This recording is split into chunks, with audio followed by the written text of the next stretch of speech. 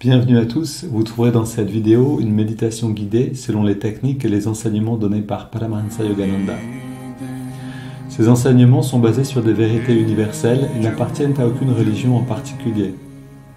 La tradition yogique dont ils sont issus les met au service de l'humanité tout entière. Si vous voulez profiter pleinement de cette expérience, prenez le temps de passer par chacune des techniques guidées ici. Elles permettent tout ensemble de mieux goûter à ce que l'on appelle l'état de méditation. Cette vidéo contient également une technique de préparation à la méditation appelée Yogoda, qui sert à la fois à nous recharger en énergie et à développer la perception de celle-ci. Pour apprendre cette technique, ouvrez la liste de lecture « Apprendre Yogoda ». Selon la tradition transmise par Yogananda, un chant précède immédiatement la méditation afin d'orienter nos pensées et nos sentiments vers une fréquence propice. Pour sauter cette introduction la prochaine fois ou pour aller directement au début de la méditation guidée, voyez les repères indiqués dans la description de la vidéo ou dans la barre de lecture. Si vous appréciez le contenu de cette vidéo, vous pouvez nous aider en vous abonnant et en ajoutant un pouce. Ananda francophone vous souhaite une belle méditation.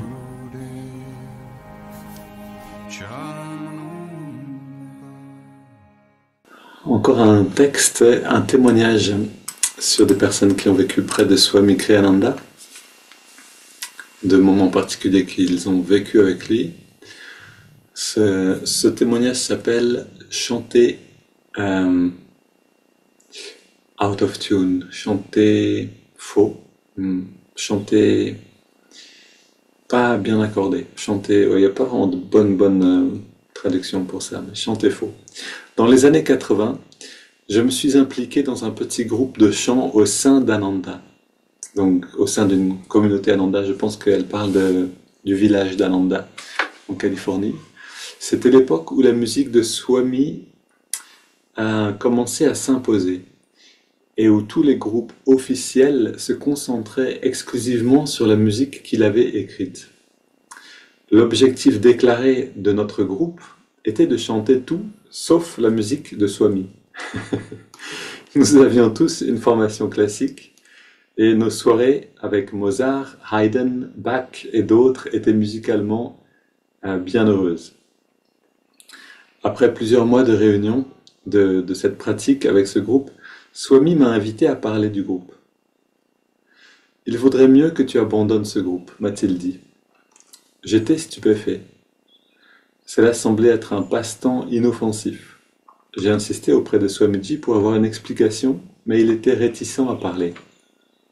Finalement, il a dit « C'est une question d'harmonisation, c'est attunement, c'est une question d'accord de la conscience. » Puis il fit quelques remarques gentilles, mais franches sur les attitudes sous-jacentes de certains membres clés de ce groupe.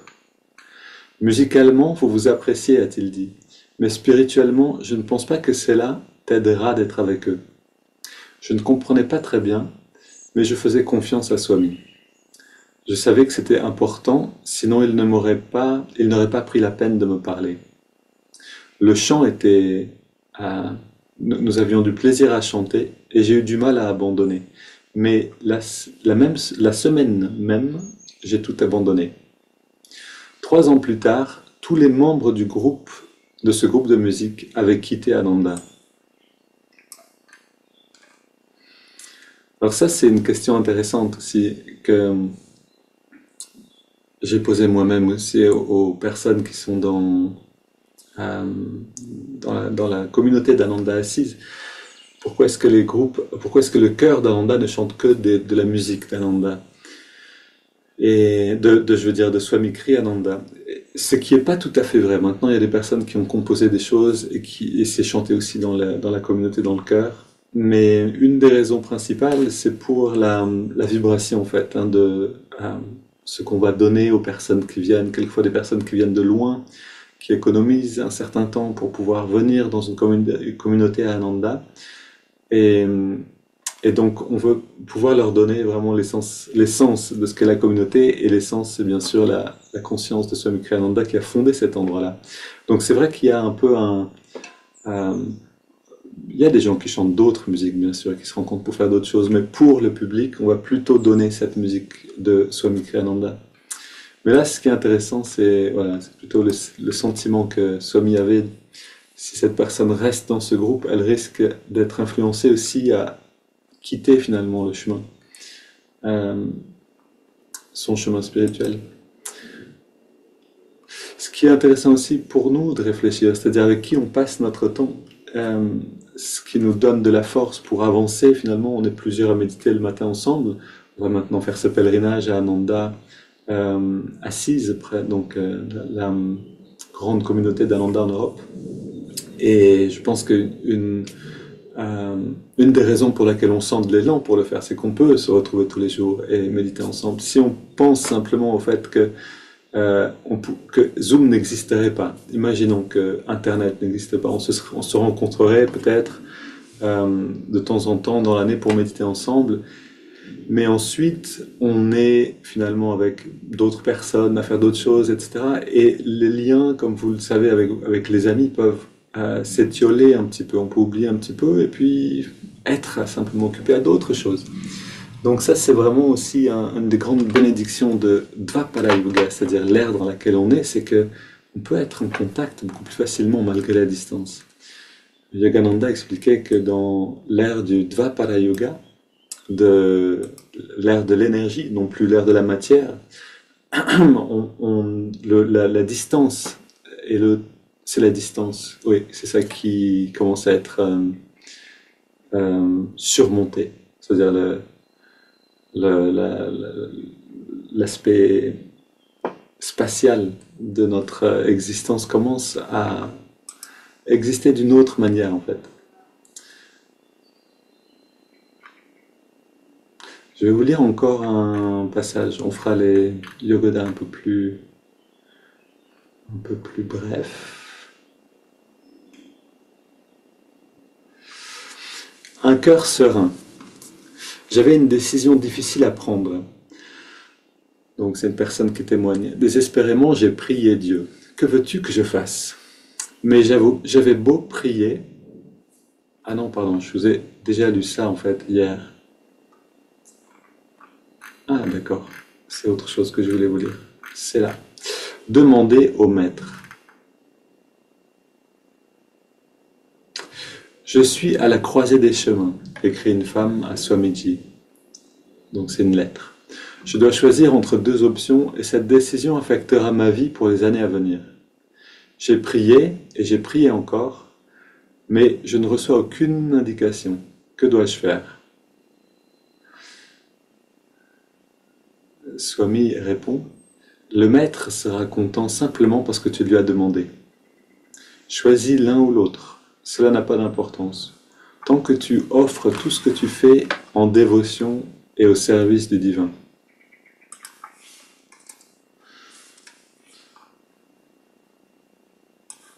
Et voilà, c'était un témoignage court. Et ce que je trouve intéressant ici, alors vraiment ce qui est important pour nous de se rappeler, c'est que donc Swami, dans cette phase de sa vie, était très très vaste dans sa conscience, hein, donc il pouvait vraiment sentir ce que vivaient les gens, sentir aussi leur cheminement, leur relation avec le divin et comment les aider à aller dans cette direction-là.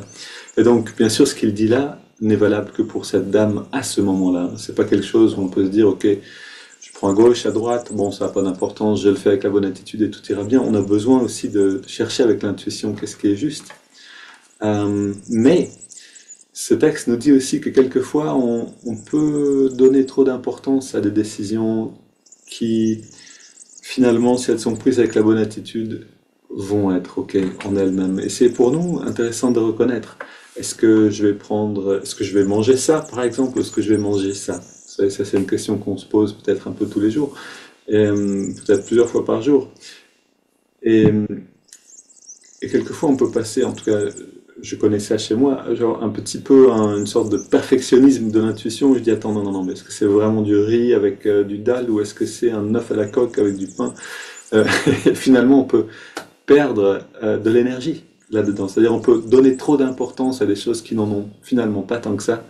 À partir du moment où on le fait dans la juste attitude, ces choses vont être dans la bonne, les choses vont être fluides. Ça peut être ça, ça peut être bien sûr des choses plus consistantes, hein. Alors, ok, assez parlé. Levons-nous et remplissons le corps d'énergie. Fini, recharge notre corps avec ton énergie cosmique. Notre mental avec ta concentration et ta détermination. Notre esprit avec ta sagesse et notre âme avec ta joie toujours nouvelle. L'éternelle jeunesse du corps et de l'esprit demeure en nous pour toujours. Alors, qu'est-ce qu'on va explorer aujourd'hui dans notre pratique? Essayons aujourd'hui de sentir encore une fois l'énergie qui est sous la matière. Amenons les bras tendus vers l'avant, les jambes légèrement pliées. Inspire, on contracte les muscles. On sent les muscles qui se tendent, mais on sent aussi l'énergie qui les traverse. Petit à petit, on abandonne la sensation du corps pour garder la sensation de l'énergie seulement. Encore une.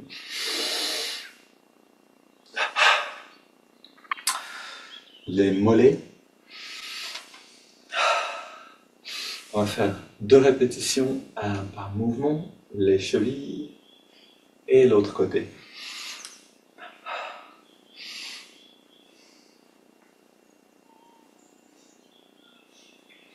L'avant-bras et le mollet gauche. Cuisse, biceps. Alterne.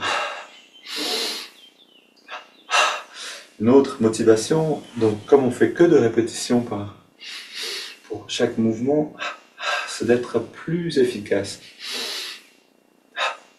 dans le ressenti et dans l'intensité.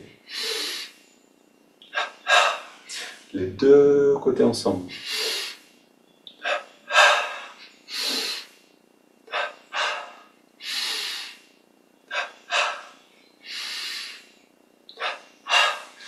Maintenant, fesse gauche, poitrine à gauche et à droite. Bas du dos, à gauche et à droite. Milieu du dos.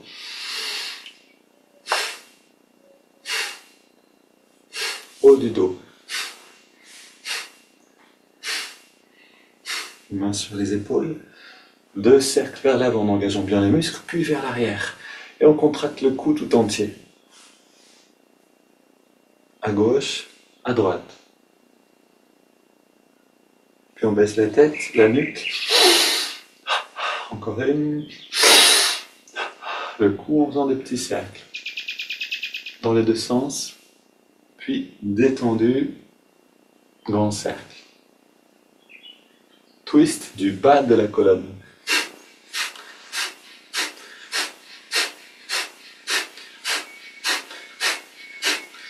Main sur les hanches. Cercle avec le dos. Et dans l'autre sens. On pousse vers la gauche, vers la droite. Les doigts, les pouces sur les vertèbres.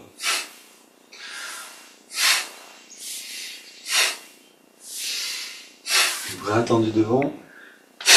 Twist du haut du dos. Puis, on tapote sur la tête.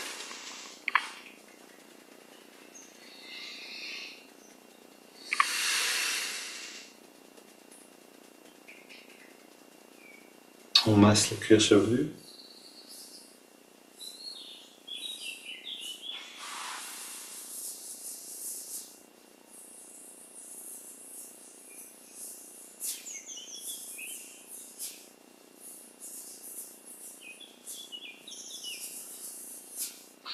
On ouvre le passage de l'énergie dans la nuque.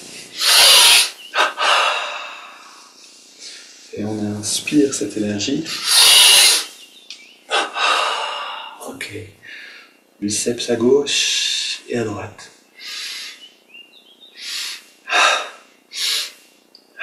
tous les muscles du corps. Encore une fois. Le pied gauche et on relâche. Le pied droit et on relâche. Le mollet gauche, mollet droit. Cuisse gauche, cuisse droite. Fesse gauche, fesse droite. Bas du ventre, haut du ventre. Avant-bras gauche, droit. Biceps gauche, droite. Poitrine, le cou. Puis on recommence. Pied gauche, on ajoute maintenant le pied droit, on garde, on ajoute les mollets, mollet gauche et droit. Cuisse gauche, cuisse droite, fesse gauche et droite, bas du ventre, haut du ventre, avant-bras gauche et droite, les biceps, la poitrine, tous les muscles, au maximum. On relâche le cou, la poitrine, droite-gauche, biceps, droite-gauche, avant-bras. On relâche le haut du ventre, le bas du ventre, les cuisses, les mollets et les pieds. Une double inspire. Tous les muscles au maximum. Sentez la vibration à l'intérieur. Encore une fois. Maintenant, encore une fois, et sentez l'énergie seulement. Comme un courant électrique qui nous traverse, mais plus agréable qu'un courant électrique. Un courant d'intensité. On relâche tout, on prend une inspiration profonde, très détendue. On garde l'air dedans un instant et on expire par la bouche. Une expiration de satisfaction, de bien-être.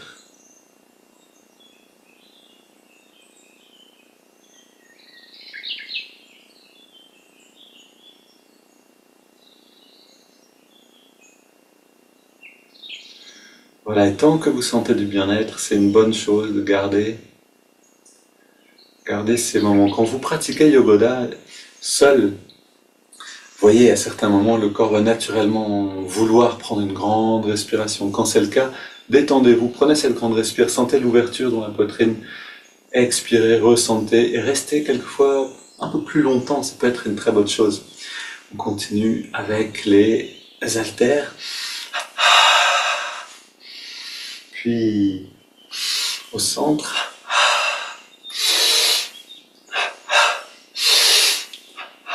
latéral,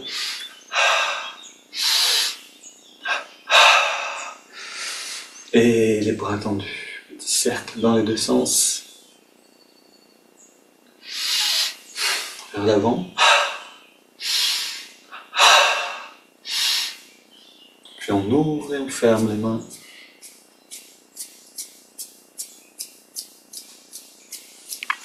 Grand mouvement des bras.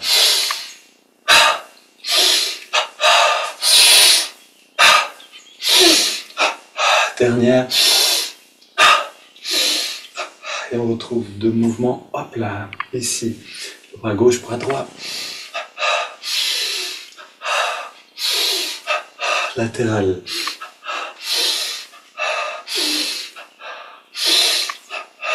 On marche sur place.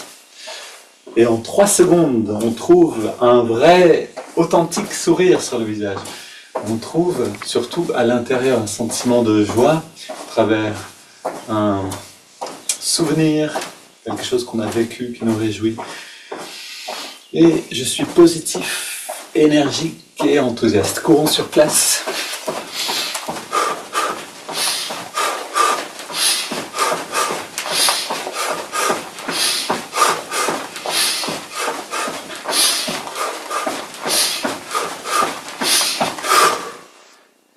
Devant, on engage les muscles du centre dans ce mouvement, du bras et des épaules.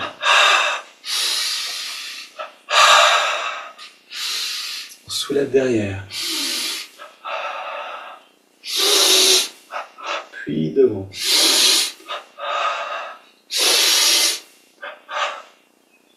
Inspire, expire, et on monte le ventre.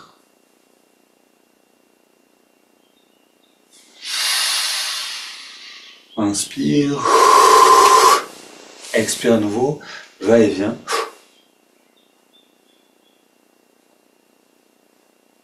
Et encore une.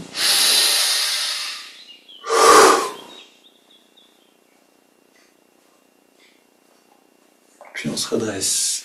Et on termine avec beaucoup d'oxygène.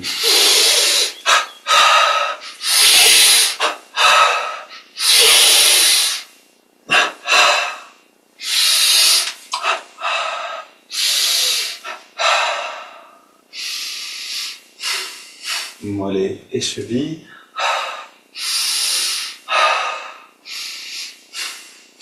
Et les hanches.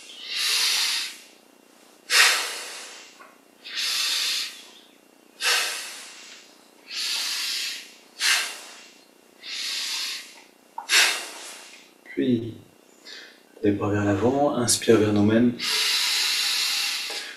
Et expire vers l'avant. On sent l'expansion de la conscience, on reste très détendu. On sent l'expansion du bien-être.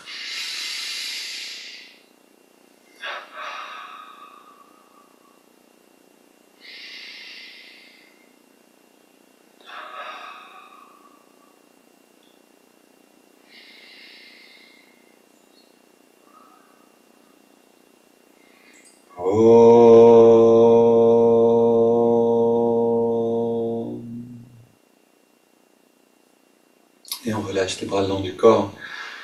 On sent le calme qui est à l'intérieur. Et si vous ne ressentez pas de calme à l'intérieur, c'est juste que vous avez besoin de plus de mouvement pour apaiser l'agitation. On a tous un degré d'agitation plus ou moins fort à l'intérieur. Quelques jours, certains jours plus, certains jours moins.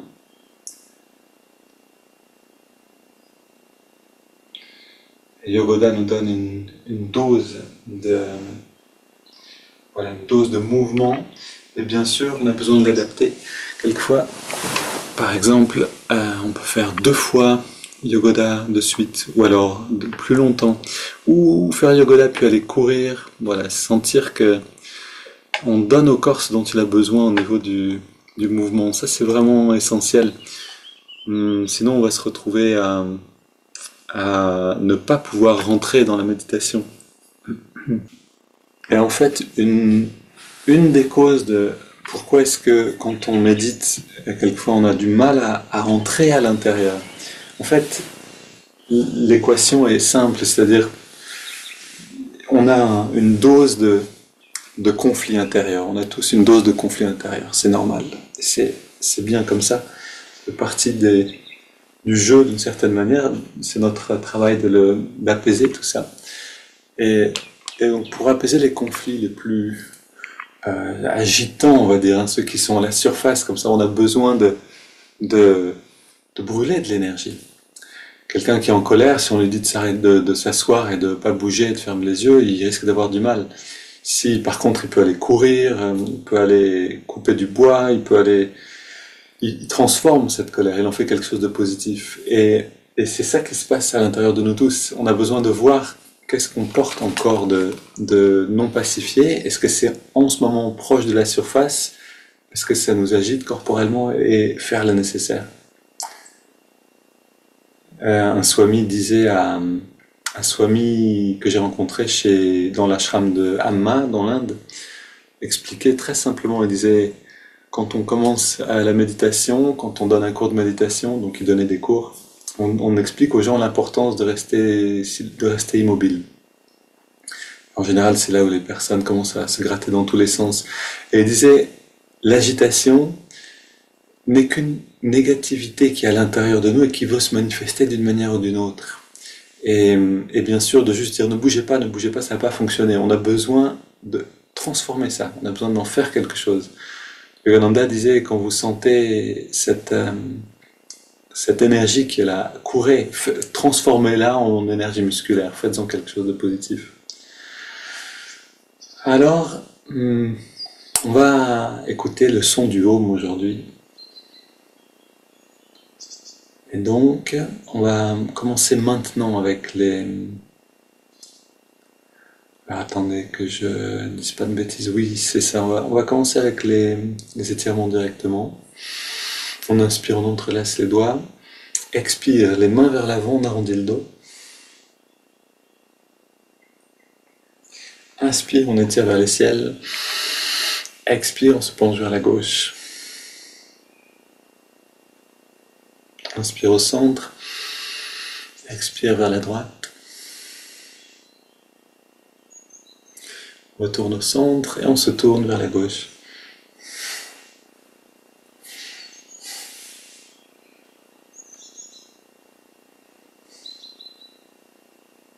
Ok, on revient au centre, inspire vers le ciel.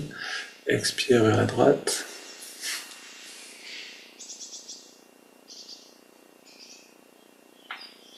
Retour au centre. On pose les mains derrière et on se penche un petit peu vers l'arrière.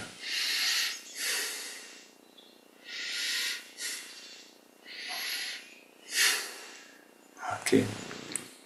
On revient au centre et on prend 20 grandes respires.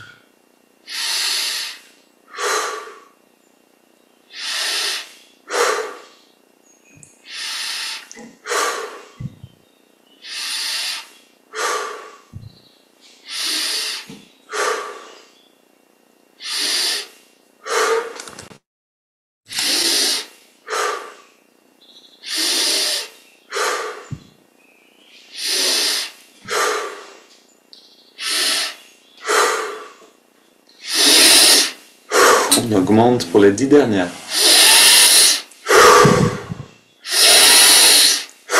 Grande réserve d'énergie,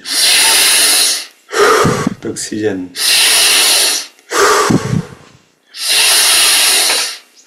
5 dernières.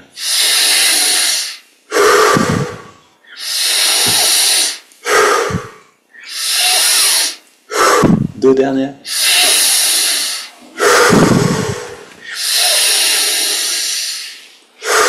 Puis, on inspire lentement par les narines et on garde l'air dedans.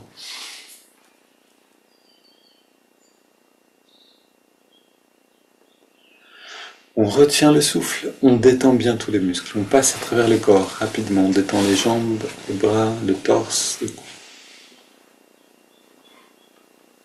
Puis on expire en laissant l'air sortir, sans faire aucun effort. On s'arrête à l'instant de respirer.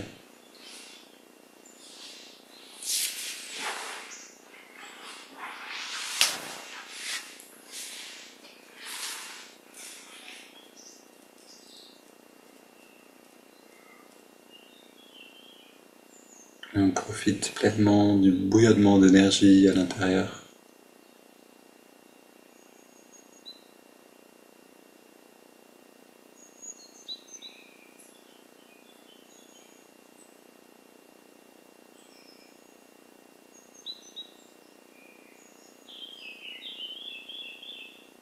Ok, on inspire et bien sûr vous respirez avant si c'est nécessaire. Inspire et on garde l'air dedans. On monte le ventre, on contracte le périnée, on redresse le regard. On relâche et on expire.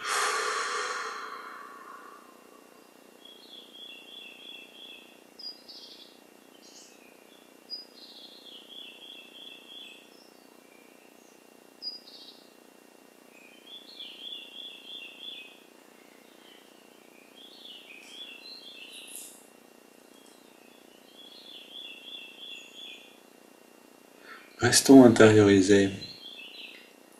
On va chanter un chant très simple.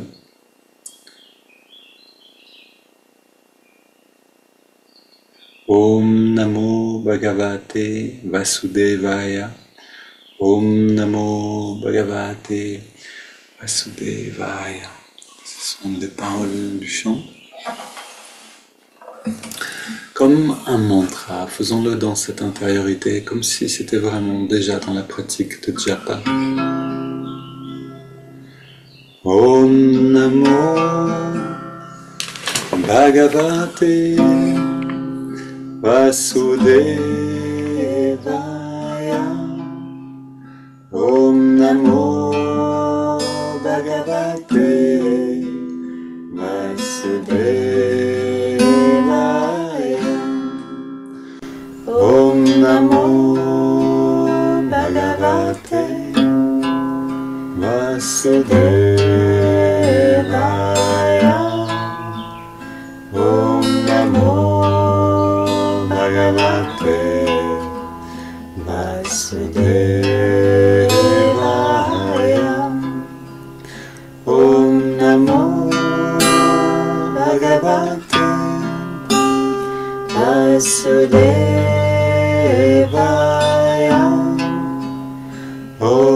Namo Bhagavate Vasudevaya.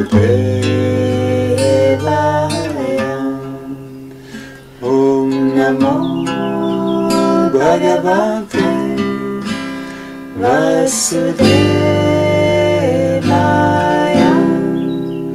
Om Namo Bhagavate Vasudevaya. Om Namo Bhagavate Vasudevaya. Om Namo Bhagavate Vasudevaya.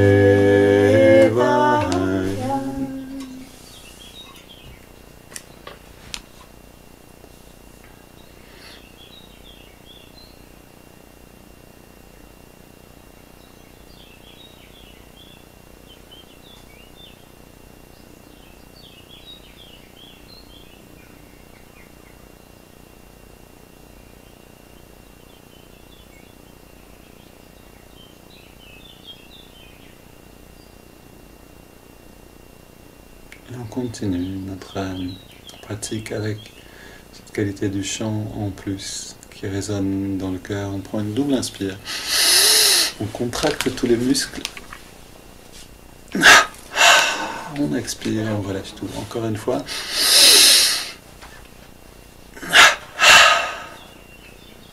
Et une dernière.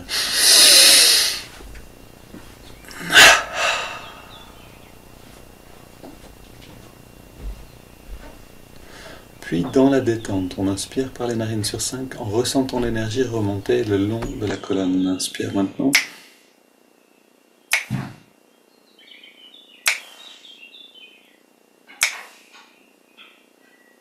On garde l'air dedans. On ressent toute l'énergie venir dans le lobe frontal. Expire.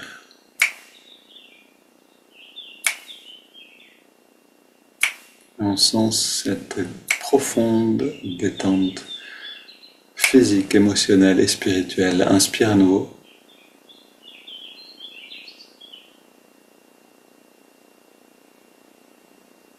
On garde l'air dedans.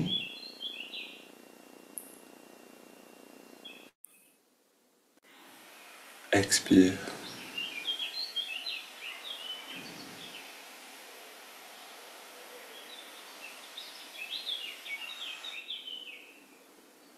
Inspire.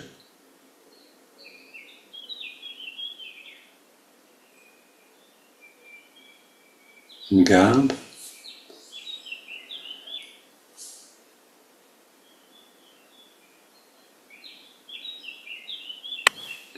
Expire.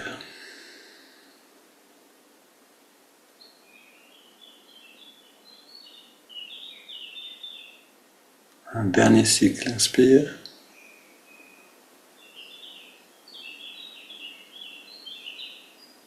Garde.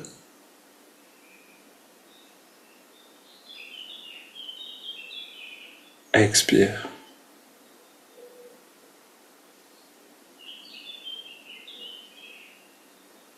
Une grande inspire, puis on laisse le corps respirer de lui-même.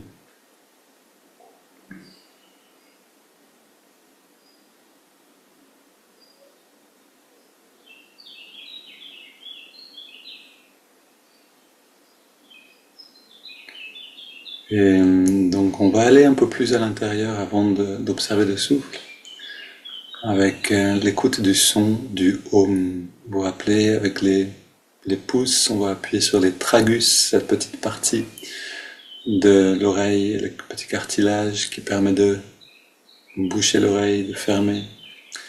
Et avec les mains, on encadre voilà, avec les mains on encadre le visage et hop là, et on chante le Om. On en prolongeant le M à la fin et en entrant dans l'écoute du son, mais surtout du silence. Après chaque Om et à la fin ensuite une dizaine de Om.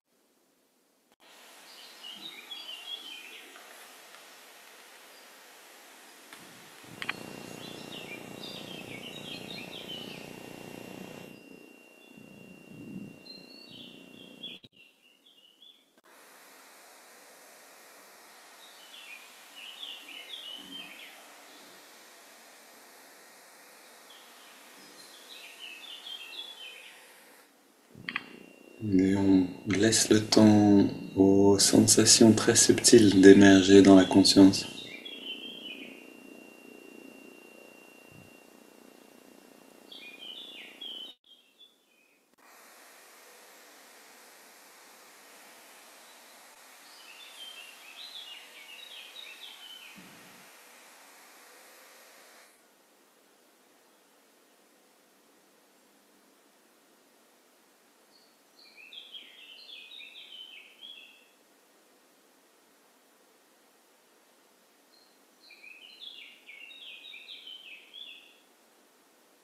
Et si vous sentez un certain bien-être qui vient maintenant, qui a un petit peu une couleur particulière, ça c'est se rapprocher de la vibration du Om.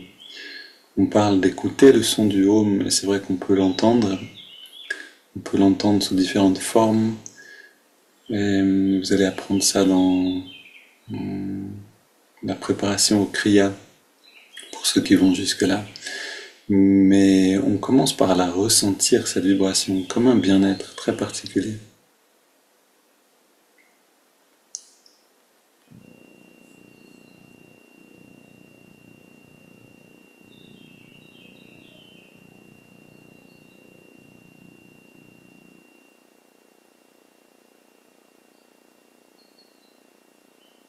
Et donc servons-nous de ce coussin de bien-être, de cette proximité avec la vibration du Om, le Om étant cette manifestation de la conscience dans la forme. Et pour aller plus loin encore, donc on observe maintenant le souffle dans les narines, là où on sent l'air le mieux.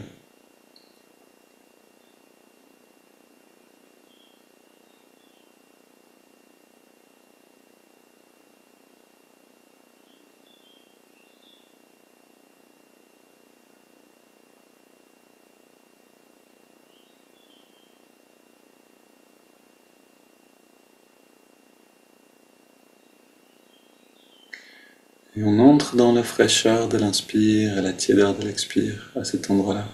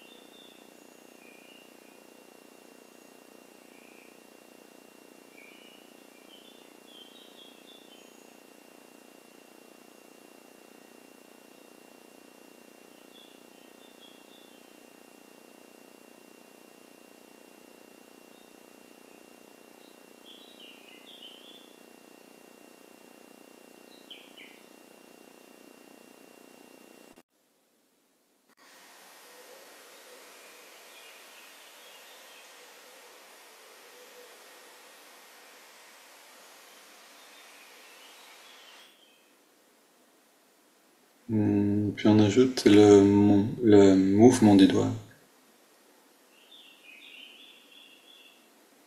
À chaque inspiration, l'index revient un petit peu vers la paume. À chaque expire, on relâche l'index. Mais surtout, on détend tous les muscles du corps.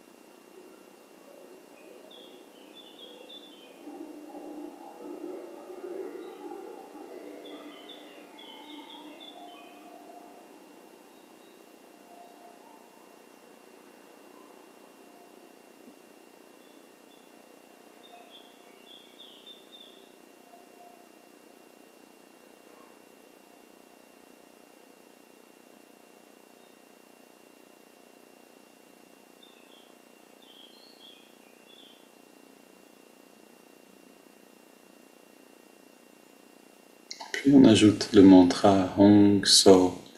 Hong accompagne l'inspire et So l'expiration naturelle.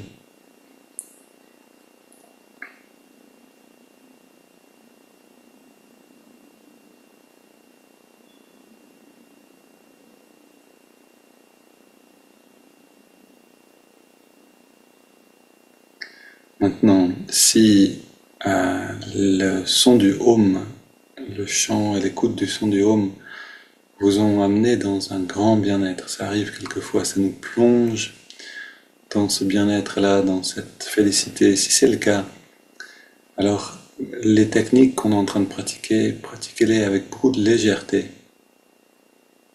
puisque le but c'est d'atteindre la félicité et de rentrer toujours plus à l'intérieur.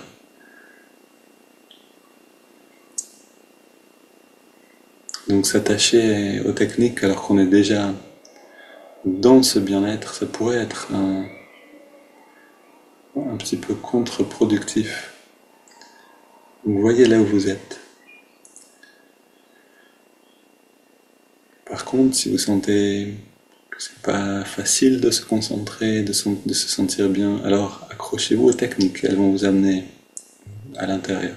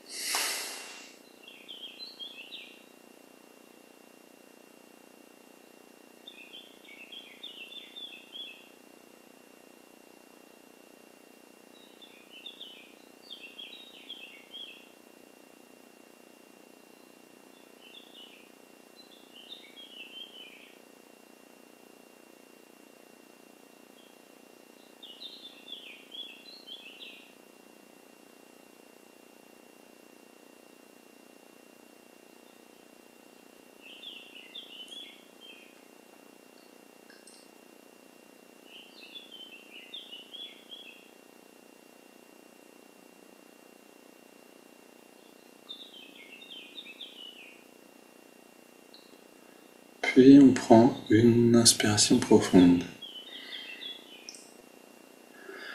On expire en 3 fois. Et on arrête un instant de respirer.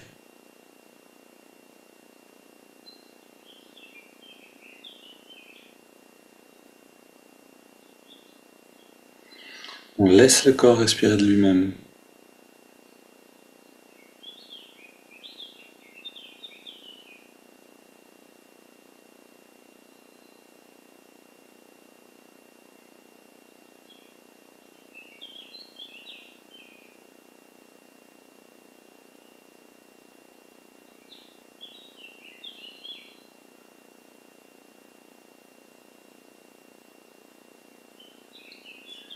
On observe là où on est maintenant et particulièrement on regarde toutes les qualités positives, tout ce qui est bon ici, c'est-à-dire le bien-être, mais aussi le calme, la paix, une lumière intérieure peut-être,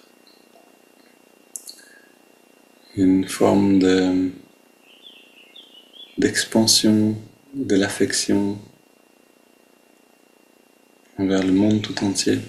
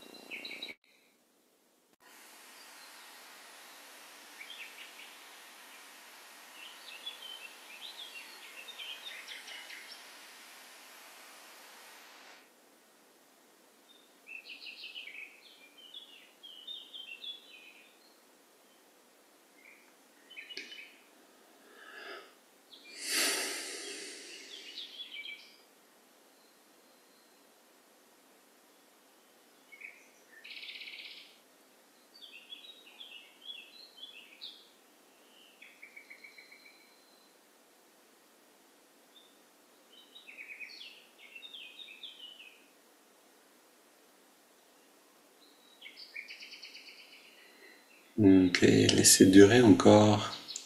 N'hésitez pas à utiliser un mantra, une affirmation, une visualisation pour prolonger l'expérience. On se retrouve demain matin avec le deuxième module. Pour la plupart d'entre vous qui êtes là en présence, un bon week-end à tous les autres et à très bientôt.